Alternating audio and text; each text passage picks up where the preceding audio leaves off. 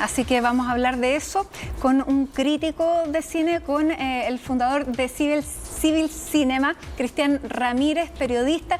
Hola Cristian, ¿cómo estás? Buenas tardes. Hola Matilde, ¿cómo estás? Bien, bueno, me tomo de tu tuit, porque tú dices que, claro, tal vez lo más notable es que en 9 años, 5 candidaturas para el cine chileno entre categorías distintas hacen que veamos las cosas diferentes. ¿Cómo ves esta nominación en este marco ya en que tenemos un lugarcito ahí dentro de las producciones audiovisuales? Bueno, básicamente hay dos formas de verlo. Una manera es la que está mencionada ahí en el texto del tuit, es decir, es interesante y es notable que 5 películas distintas hayan estado nominadas en 3 categorías distintas en menos de 10 años. O sea, esto es algo que no se ha producido en el resto de los países de Sudamérica, sobre todo en el aspecto de animación. Ahora, por otro lado, uno también podría pensar que eso debería incidir en un mayor dinamismo de la industria, y la verdad es que la industria está bastante complicada en los últimos tiempos. Es en ese sentido donde quizás este sea justo el momento de dar mucho más apoyo en vista de que vamos en la curva ascendente, al menos en los premios. Exactamente. Es un estímulo. Claro, hemos vivido los últimos 2 años bien difíciles. Tal vez uno siempre dice hay que quitar los últimos 2 años de todo lo que ha pasado, pero los realizadores siguen viviendo y necesitan este estímulo. Cristian, hablemos separadamente, uno del mérito en sí de Bestia y luego vemos en el contexto en el que va a competir. Primero, ¿por qué Bestia, estos 15 minutos de cortometraje, se convierten en una pieza que se destaca y que llega a esta nominación? Yo creo que esto está muy engarzado con el trabajo de cortometrajistas y de animadores. En cierta forma, Bestia, tanto por el tema, tanto por la generación de los realizadores involucrados, está conectada con Historia de un oso, ganadora del Oscar hace unos años atrás. O sea, eso es lo primero que hay que tomar en cuenta. En segundo lugar, la otra conexión es con un filme animado que también fue muy aclamado en el exterior, no estuvo de candidato al Oscar, pero podría haberlo merecido, La Casa Lobo. No sé si te acuerdas que hace unos años atrás La Casa Lobo fue protagonista en diversos festivales ya más de corte independiente. Ahora, ¿qué es lo que une tanto a La Casa Lobo como a Los Huesos, otro corto también de los mismos autores de La Casa Lobo, y a Historia de un oso y a Bestia? Bueno, la temática de derechos humanos enfocada desde el punto de vista del memorialismo, por un lado, y por otro, de la animación. No son cortos, no son trabajos, en el caso de La Casa Lobo, no son largometrajes específicamente para un público infantil, sino que para un público juvenil a adulto. Y al mismo tiempo también requieren un cierto conocimiento del tema de fondo. En este caso, la historia de Ingrid Olderock, que estuvo vinculada a través de, durante la dictadura, en violaciones de derechos humanos. Claro, que este tema también es novedoso, si bien hemos tratado y se ha visto la temática de derechos humanos de la dictadura en muchas producciones audiovisuales, nunca se ha contado la historia de esta mujer que fue... que tenía características bien especiales, y ahí en el cortometraje se retrata bien cuál era la relación de ella con sus perros, cuál era la relación de ella con sí misma, con su cuerpo, con el medio en el que le tocaba vivir. O sea, hay muchas cosas que están contenidas en estos 15 minutos que están muy bien logradas. ¿Cómo ese tema también logra imponerse en el escenario internacional?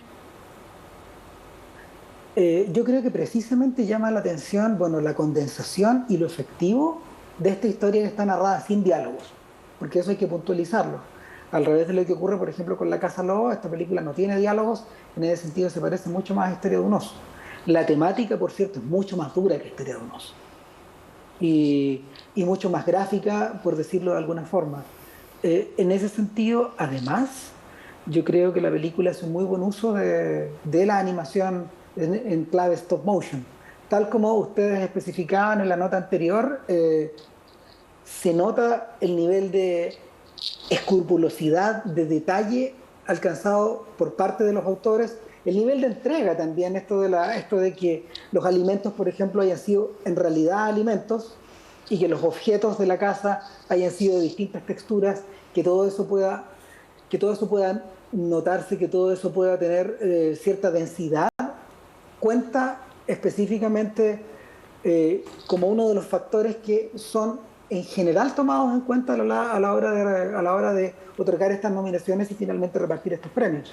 Pero yo creo que sobre todo acá la potencia del tema es lo que de alguna forma lanza a Bestia a los 5 nominados. Claro, mujeres torturadoras, no hemos visto tantas, bueno, afortunadamente no hubo tantas, pero ¿cómo crees tú que le va a ir con sus pares, con los competidores, con los que llega también a esta nominación de mejor cortometraje? A ver, por lo general en esta categoría los nominados estadounidenses suelen estar ligados a Pixar o a las compañías de animación tradicionales y por lo mismo poseen una temática más bien familiar y así han ganado muchos premios. Ahora, en general, al mismo tiempo, los nominados europeos suelen tener una característica más adulta y los pocos nominados latinoamericanos también.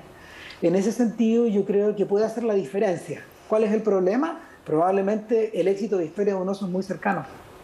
Ahora, me da la sensación, al mismo tiempo, de que en este caso, en esta clase de categorías, eso no pesaría tanto. Así que toda la fuerza para Bestia.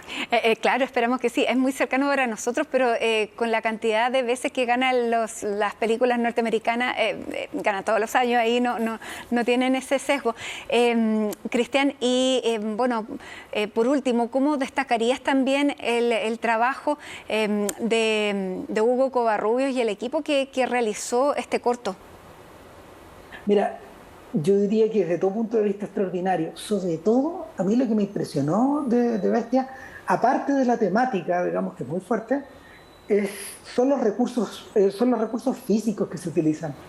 La forma, por ejemplo, en que se creó el cuerpo de la protagonista, utilizando una mezcla de trapo por un lado, pero de losa en los rostros, es muy, muy efectiva. O sea, es en ese sentido que la película se separa del común de una posible animación, de un corto o de un largo. Un grupo además tremendamente joven, que también, claro, es signo de la generación que ya se están tomando todos los ámbitos. Cristian Ramírez, muchísimas gracias por estar con nosotros analizando esto, ojalá dándole la mejor de las suertes a Bestia y ojalá podamos repetir lo que ocurrió hace unos años con La historia de un oso. Muchas gracias. Gracias a ti, Matilde. Un último detalle. Dime. Quien quiera ver Bestia puede arrendarla en Vimeo.com, que es este sitio donde los diversos creadores independientes muestran su material. Uno busca Bestia en el buscador de Vimeo y la va a encontrar. Así es, y son 15 minutos que vale la pena, es de lo que vamos a hablar durante los próximos meses. Muchas gracias nuevamente, Cristian. Nos vemos, gracias. Chao.